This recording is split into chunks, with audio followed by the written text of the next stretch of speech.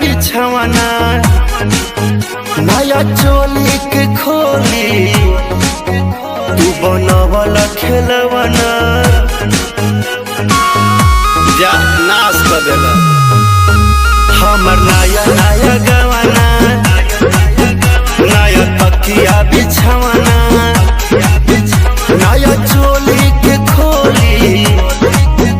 तू बनवला खेलवाना नया नुहर जानी बनी एक चोर राजा तेरा कमर बड़ा तोड़े राजा तानी जाइना बहरिया टूटता बदन पोरे पोरे राजा तानी जाइना बहरिया छोड़ा दी होई गईले भोरे राजा तानी जाइना बहरिया अब छोड़ दी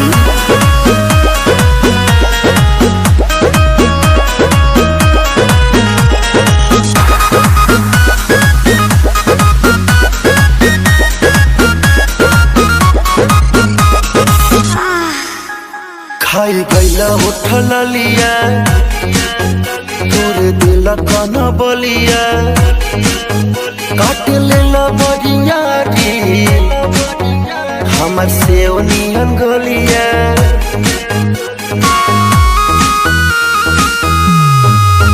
खाई गईला उठल लिया तोरे दिल कन बलिया काट लेला बरिया री हमर से उनियन गलिया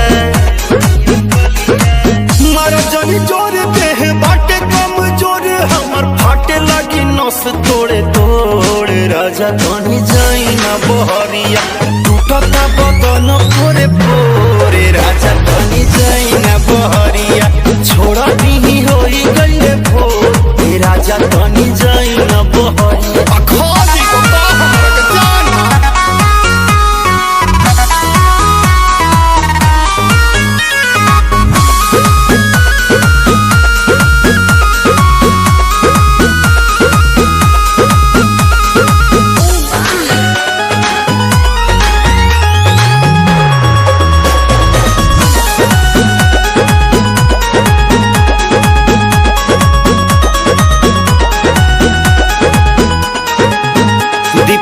बरियारी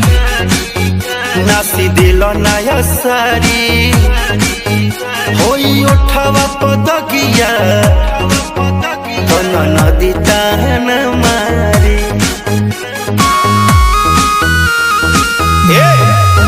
दीपक कैला बरियारी नास दिल नया सारी होई उठावा पदगिया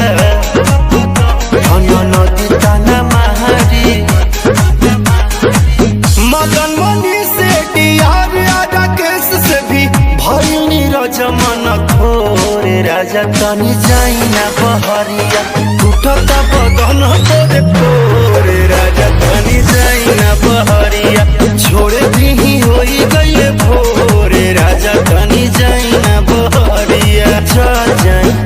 कल फेर आई काटी चाहे साटी लहे लहे छुई जानी हमारा पमुई राजा तोरा से गिर लगी लो रे राजा तानी जाइना बहरिया